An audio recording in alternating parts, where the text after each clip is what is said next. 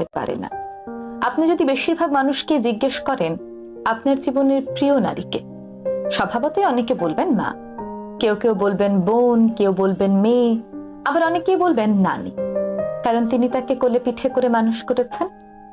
কিন্তু আমি ভীষণ অবাক হই, এমন একজন মানুষও নেই যিনি বলবেন আমার জীবনের প্রিয় নারী আমার স্ত্রী।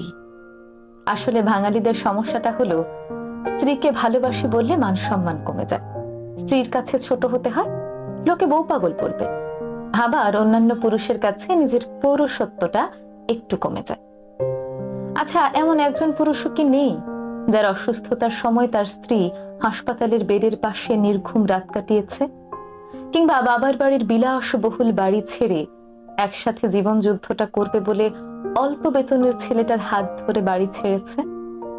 শ্বশুর বাড়ির ঝাল তরকারি খেতে না পারলেও বাবার বাড়ি থেকে ফোন এলে ঠিকই বলেছে আমি খুব ভালো আছি। নাকি মায়ের হাতের রান্না, নিজের প্রিয় বিছানা, কিংবা ছোট থেকে বড় হয়ে ওঠা যেই বাড়িতে, সেই বাড়ি ছেড়ে আসাটা এতটাই সহজ? তাই একজন বউ কখনো প্রিয় নারী হতে পারে না, তার সেই যোগ্যতাই নেই। একজন স্ত্রী কখনোই প্রিয় নারী হতে পারে না। আপনি যদি বেশির